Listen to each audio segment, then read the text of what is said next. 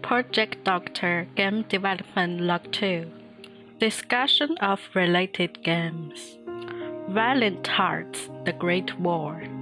Valiant Hearts is a 2D platform puzzle adventure game developed by Ubisoft Montpellier and released in 2014.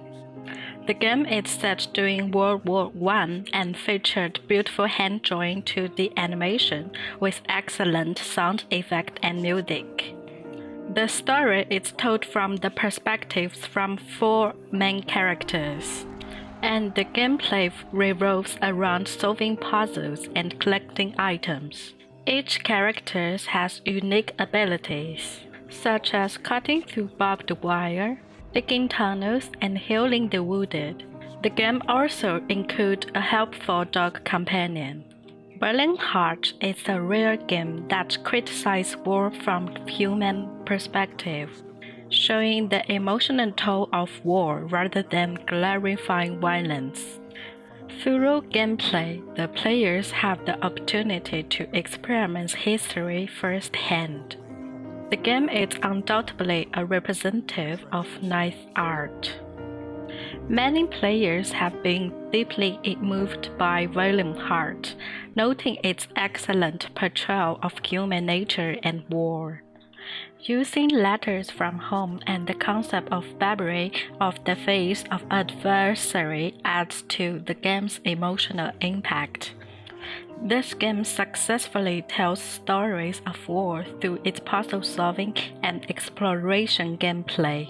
We have been considering whether our game in development, Project Doctor, could also integrate narrative and showing players stories from another corner of the battlefield. Part 2.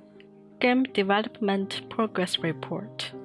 Week 3. Prepare prototype, gameplay updates, and challenges. In week 3, our team decided on the theme of battlefield medicine and humanitarian care, where players assume the role of a military medic responsible to training the wounded.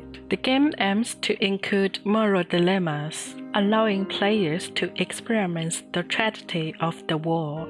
The core gameplay mechanics involving picking up and using items in sequence to treat patients, with penalties for casualties. A paper prototype was created to illustrate the game's flow. Players must place patients on stretchers, diagnose their condition, and provide appropriate treatment. Patients are initially taken to diagnosis bed and then moved to a nursing bed for recovery. Players must transport their bodies to a designated area if a patient dies. Players must also wash their hands between treatments to avoid risks. Each action, such as diagnosis and treatment, has a loading time. To enhance the player's immersive experiments, the user interface displays patient health using a heartbeat system, electronic diagram, and heart rate instead of HP health point. Our mentor approved the prototype and encourages us to implement basic movement mechanics. They also raised questions about injury types, level design, and objectives, given the simplicity of gameplay mechanics. We need to consider the frequency, types, and quantity of patients and spatial and temporal aspects to create a challenging yet engaging game. Humanize the patients is also essential. Encourage players to see them as individuals rather than merely objectives or moving pixels. We acknowledge many unanswered questions, but will continue to address them as the project progresses. Week 4. UI Design, Digital Prototype, and Challenges. In the 4th week, we created a new Unity file and wrote new code to implement simple movement, pickups, and essential UI functions, as the top-down engine was overly complicated. The initial GUI included patient cards, medical records, request pop-ups, progress bars, and rescue and death statistics. Patient cards displayed ECG, electrocardiogram, heart rate, and patient status, with the color-coded system for critical, undergoing treatment, and stable patients. Medical records provided detailed patient information.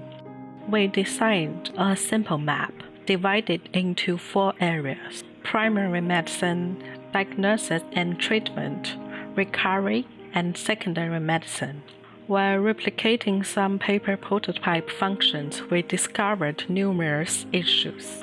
First, levels were monotonous and lack of medical atmosphere, so we incorporate an asset pack from H.io. Our artist Stan began designing our asset for future replacement. Next, UI design required adjustment and aesthetic improvements.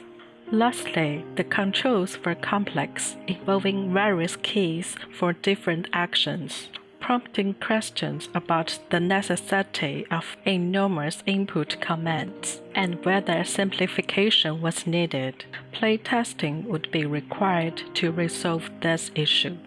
Our mentor encouraged us to progress and raised additional concerns about game content, such as injury design, detailed injury locations, camera switches during the treatment, real-life medical indicators, consequences of incorrect tools or medicine use, and more realistic scene designs and life support devices.